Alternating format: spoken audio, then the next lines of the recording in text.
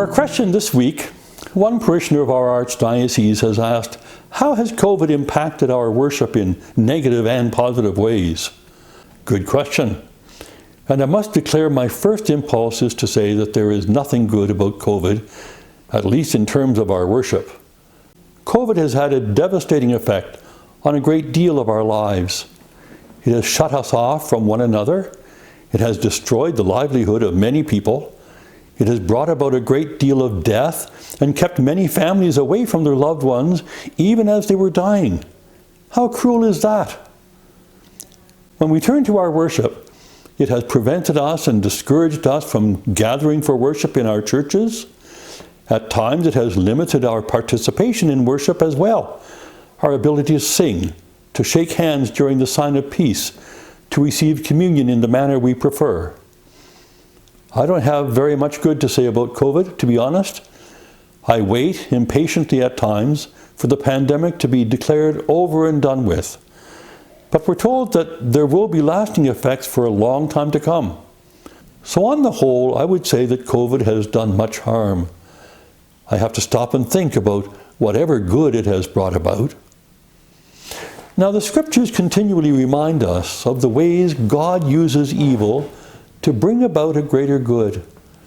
And as my father would say, it's an ill wind that doesn't blow good on someone.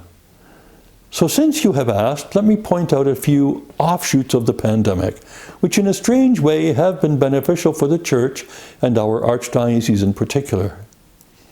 I've already pointed out that a devastating effect of the pandemic has been our isolation. Riding on the many waves of the pandemic, we have been discouraged and at times even forbidden to meet and mix with one another. While accepting this reality, communication has been able to continue. By telephone, of course, but especially in our time, it has continued electronically. Platforms like Zoom have taken the telephone a few steps forward by allowing us to see one another and widen our circle to many persons at once. When our churches were locked down, live streaming gave us a way to bring the Mass from the altar into our living rooms. Over time, more and more people have relied on platforms like Zoom for staying in touch. Before the pandemic, it was hard to get all the members of our committees and councils to meet via Zoom, but now almost everyone is familiar with it. Even if and when the pandemic is eradicated, I will still use video conferencing to some extent for my personal use and for the benefit of our Archdiocese, especially in committee meetings with people who are spread all across our region.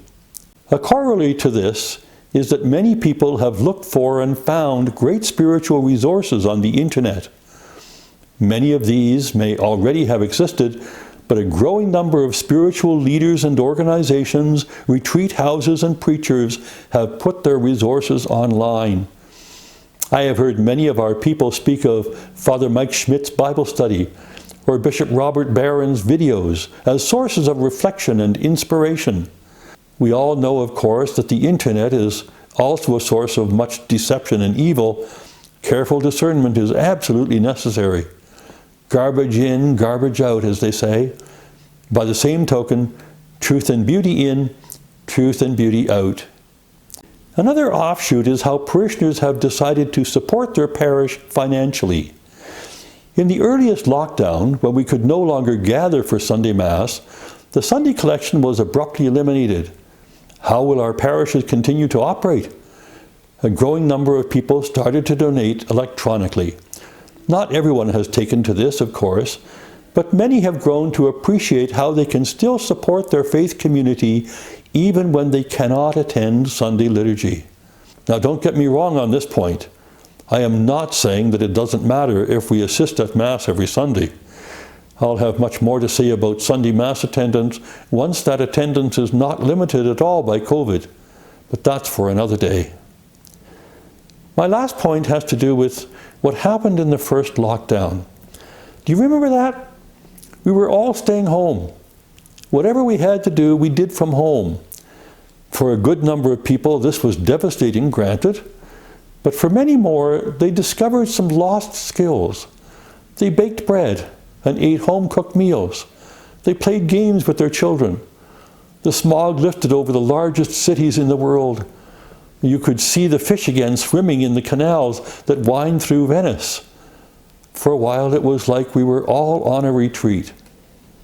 What brings this to my mind, actually, is listening to a video the other evening about cloistered nuns, sisters who live a contemplative life, whose staple activity is prayer.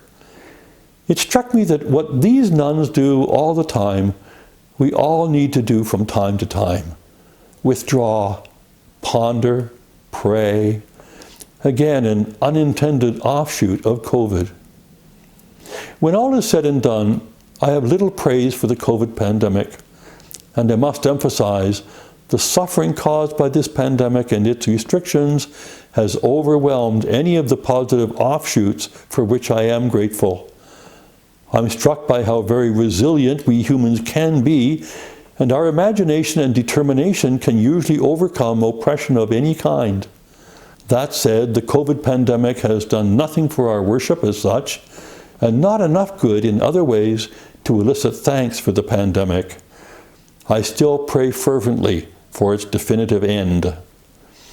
I want to thank you again for your questions, and please know my prayers are with each of you throughout this time of trial and difficulties.